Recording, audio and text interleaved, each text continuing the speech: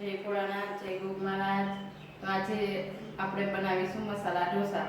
તમારું સ્વાગત છે ગુજરાતી રેસીપીમાં.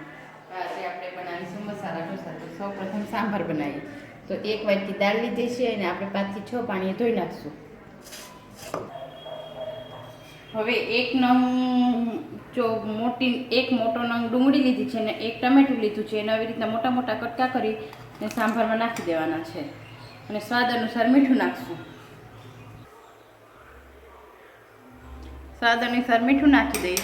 હવે આપણે કુકર બંધ કરી દઈએ અને 3 થી 4 વિસલ વાગવા દઈએ એટલે આપણી દાળ તૈયાર થઈ જશે. હવે આપણી દાળ એકદમ મસ્ત બફાઈને તૈયાર થઈ ગઈ છે. હવે આને આપણે જળની વડે ઝેરી નાખશું આવી રીતના અને મોટા વાસણમાં નાખી દઈશું આવી રીતના અને થોડુંક પાણી નાખી દાળને ઉકળવા મૂકશું. હવે આમાં આપણે શાક બનાવવા માટે બટેટા બાફવા મૂકીશું.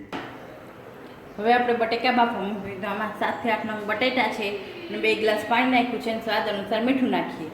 હવે આપણે શાક માટે બટેટા બાફવા મૂકી દઈએ ને આમાં દાળ ઉકળતી કરી દીધી છે. હવે દાળમાં મસાલો કરીશું. કાપેલા મરચાં નાખશું, ટમેટાં નાખશું, હળદર, ધાણા, જીરું, મરચું આ બધું નાખશું. હવે આપણે સંભારમાં દૂધી નાખીશું. એક નાની નંગ દૂધી હતી એ નાખી.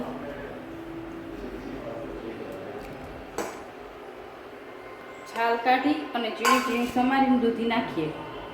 પછી આપણે ટમેટા ઝીણા સમારેલા અને મરચાં નાખીએ. પછી હવે આમાં મરચું, હળદર અને ધાણા જીરું એ પણ નાખી દઈએ. બધું અડધી ચમચી હતું. તમારે જે શાક છે એ તમારી જે ક્વોન્ટિટીમાં લેવું એ તમે લઈ શકો છો, ઓછું વધતું કરી શકો છો. હવે આપણે થોડી સાંભારને ચડવા દઈએ. નારિયેળની ચટણી તો મેં 1 નંગ નારિયેળ લીધું છે. આમાં દેશી કેરી લીધી છે ખટાશ માટે અને શિંગદાણા લીધા છે થોડા 2-4 ચમચી અને કોથમીર લીધી છે થોડી. હવે આપણે એને મિક્સર જારમાં પીસી લેશું. હવે સૌ પ્રથમ પહેલાં નારિયેળને પીસી લઈએ, પછી બીજું પીસશું. હવે આપણે આમાં નારિયેળ, શિંગદાણા અને કાચી કેરી બંને પીસી 4 થી 5 નંગ મરચાં નાખીશું અને થોડી કોથમીર નાખી દઈશું. હવે ફરીથી આપણે આને પીસી લઈશું. આપણે કરીએ ચટણીનો વઘાર. હવે આપણે આ 3 ચમચા તેલ નાખી દઈએ. તેલ ગરમ થાય એટલે રાઈ, જીરું ને લીમડો નાખી દઈએ. આપણું તેલ ગરમ થઈ ગયું છે તો હવે રાઈ અને જીરું લીધા હતા એ નાખી દઈએ. રાઈ જીરું તતરી જાય તો મીઠા લીમડાના પાન નાખી દઈએ. 6 થી 7 મીઠા લીમડાના પાન છે. હવે એમાં આપણે આ ચટણી નાખી દઈએ.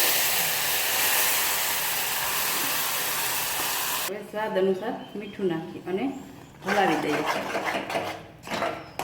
બસ આપણી ટોપરાની ચટણી તૈયાર થઈ ગઈ છે. હવે આમાં તમારે થોડું દહીં નાખવું હોય તો દહીં પણ નાખી શકો. મેં 2 ચમચી દહીં નાખ્યું છે. જો તમારે નાખવું હોય તો તમે નાખી શકો છો અને તમારે ના નાખવું હોય તો ના નાખાય. આપણે સાંભારનો વઘાર કરીએ. હવે એમાં 2 થી 3 ચમચી તેલ નાખીએ. મેં 3 ચમચી નાખ્યું છે. તમે તમારે જોઈએ એટલું નાખી શકો છો, ઓછું વધતું કરી શકો છો. વઘાર માટે મેં બધા ખડા મસાલા લીધેલા છે. તમાલપત્ર, તજ, લવિંગ, બાદિયો અને એલચો અને આખી મેથી.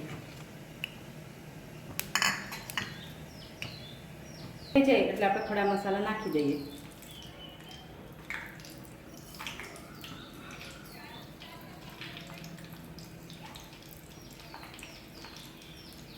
ખડા મસાલા બધા વઘારાઈ ગયા છે એટલે આપણે રાઈ જીરું નાખી દઈએ. રાઈ જીરું તતડે તો પછી મીઠો લીમડો નાખી દઈશું.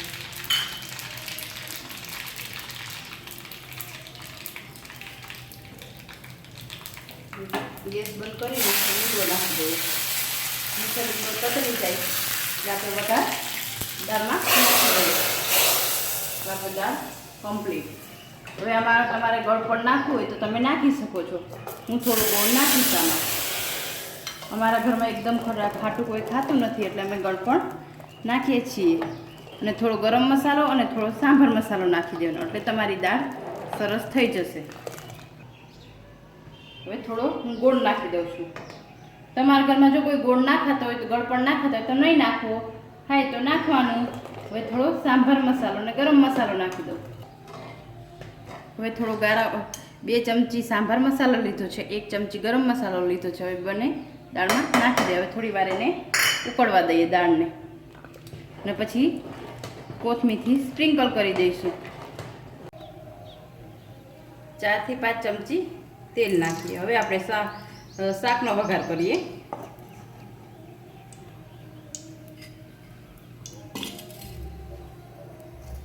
તેલ ગરમ થાય પછી રાઈ જીરું નાખીશું. હવે રાઈ જીરું થોડા નાખી દઈએ. રાઈ જીરું તતરી જાય એટલે મીઠો લીમડો નાખીશું.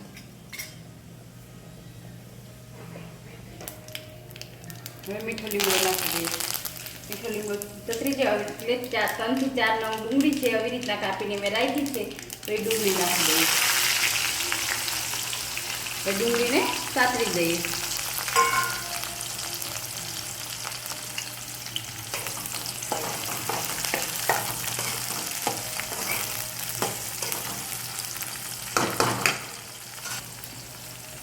હવે સ્વાદ અનુસાર મીઠું નાખી દઈએ.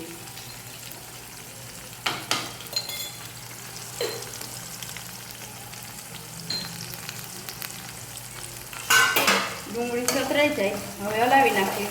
પછી 1 ટમેટું ચોપ કરેલું એ ટમેટું નાખીશું.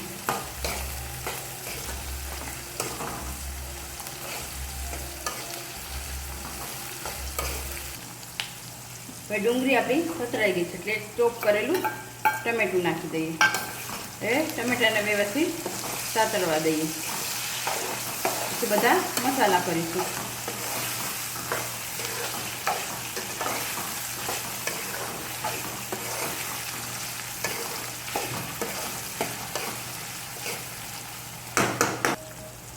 હવે આપણે આમાં હળદર, ધાણા જીરું અને મરચું ત્રણે મિક્સ કરેલા છે એ નાખી દઈએ.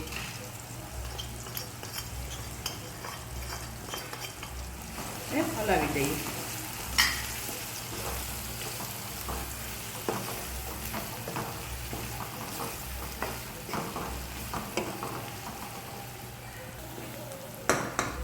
હવે આપણે બટેટા બાફીને છાલ ઉતારીને અને આવી રીતના કટકા કરીને રાખ્યા હતા એ આમાં નાખી દઈએ. જો આપણે શિયાળો હોય તો આપણે આમાં વટાણા લીલા નાખો હોય તો એ પણ નાખી શકીએ. હવે આપણે બટેકા નાખી દઈએ.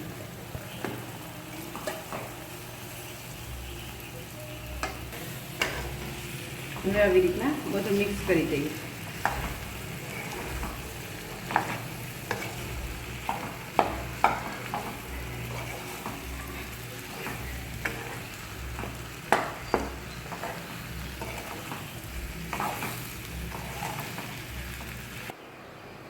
હવે ધોઈને રાખેલી કોથમીર ઉપર નાખી દઈએ અને થોડી દાળમાં નાખી દઈએ. આ 3 વાટકી ચોખા અને 1 વાટકી અડદની દાળ હતી તેને મેં સવારમાં થોડી ખાટી છાશ નાખીને પીસી લીધું છે અને આપણો આ ખાઈ ગયો છે. હવે એમાં થોડું મીઠું નાખી ને એક હલાવી દઈએ. હવે આપણે ઢોસાની તૈયારી કરીએ. આનું બેટર આવી રીતના રાખવાનું. આપણે ઢોસાની તવી મૂકી દીધી છે. આમાં તેલ ને પાણી બંને મિક્સ કરી દીધું છે ને કોટનનું સાદું કપડું લીધું છે વ્યવસ્થિત. હવે એ આવી રીતના ઢોસામાં લગાવવાનું. આવી રીતના ને ગેસ ધીમો કરી દેવાનો અને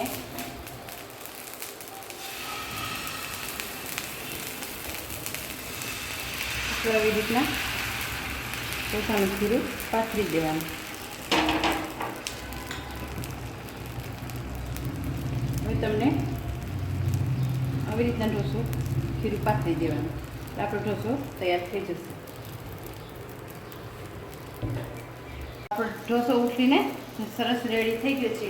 હવે જે આપણે શાક બનાવ્યું હતું એ આવી રીતના ઢોસામાં મૂકી દઈએ અને આપણે હવે ઢોસાને મસ્ત કડક થઈ ગયું છે એટલે આવી રીતના સર્વ કરી દઈએ.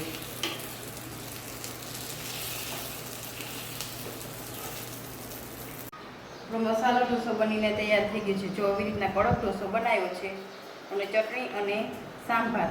જો કોઈને મારી આ રેસીપી ગમી હોય તો લાઈક, શેર અને સબસ્ક્રાઈબ